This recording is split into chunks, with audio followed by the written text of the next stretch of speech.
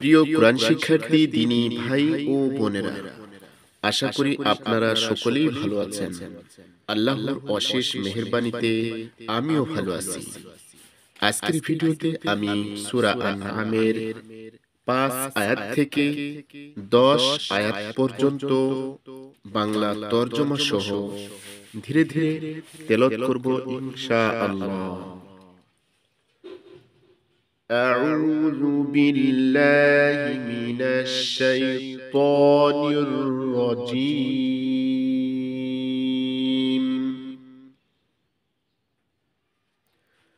بسم الله الرحمن الرحيم.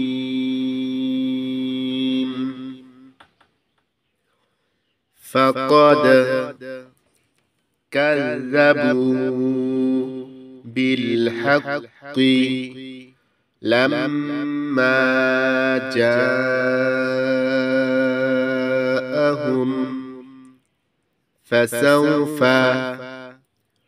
يأتيهم أنباء ما كانوا به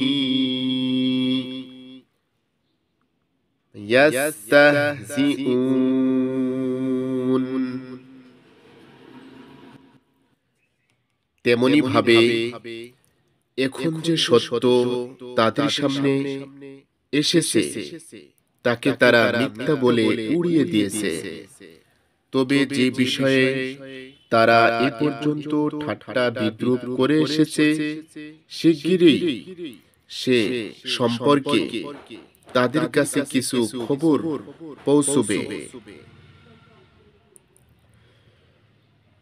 আলাম ইয়ারাউ কাম আহলাকনা মিন ক্বাবলিহিম মিন করনিম মাক্কান্নাহুম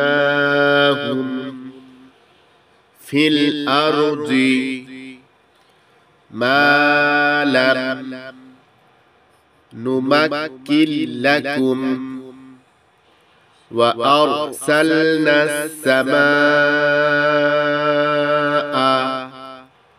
عليهم مدرارا وجعلنا الأنهار تجري من تحتهم فأهلكناهم بذنوبهم وأنشأنا من بعدهم قرنا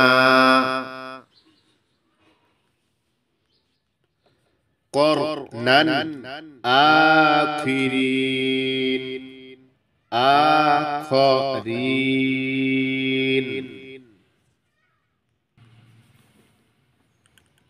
তারা কি দেখে না তাদের আগে এমন কত মানব গোষ্ঠীকে আমি ধ্বংস করে দিয়েছি, যাদেরকে নিজ নিজ যুগে দুনিয়াতে এত ক্ষমতা দিয়েছিলাম যতটা তাদেরকে দেয়নি, যতটা তোমাদেরকে দেয়নি।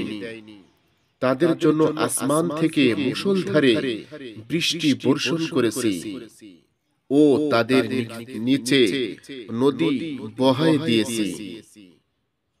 অবশেষে তাদের গুনাহের কারণে আমি তাদেরকে ধ্বংস করে দিয়েছি এবং তাদের পরে অপর মানব গোষ্ঠীকে সৃষ্টি করেছি।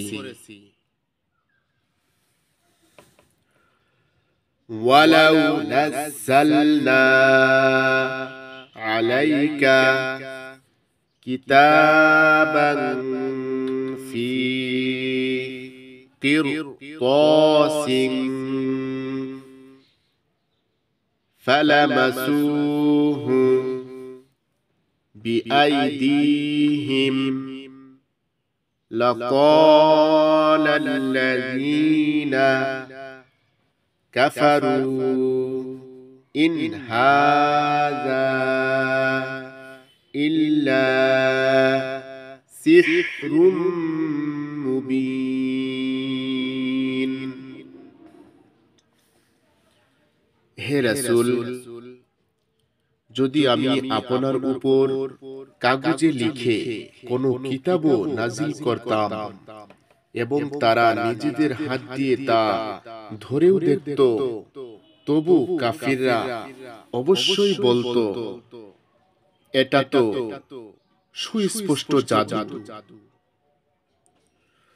وقالوا لولا أنزل عليه ملك ولو أنزلنا ملكا لقضي الأمر ثم لا ينظرون।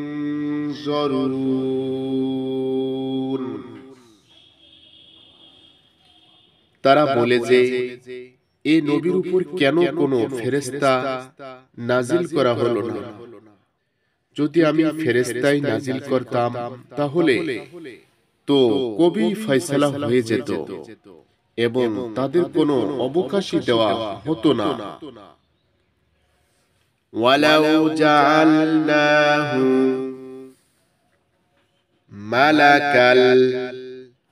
মালাকাল্লা জাআলনাহু রাজুলান ওয়ালালাবাসনা আলাইহিম মা ইয়ালবিসুন।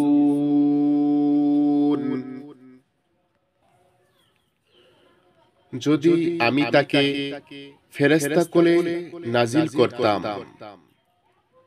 তবু তো তাকে মানুষের আকারেই পাঠাতাম, তাহলে তো তাদেরকে সন্দেহের মধ্যেই ফেলতাম, যেমন তারা এখন সন্দেহে পড়ে আছে।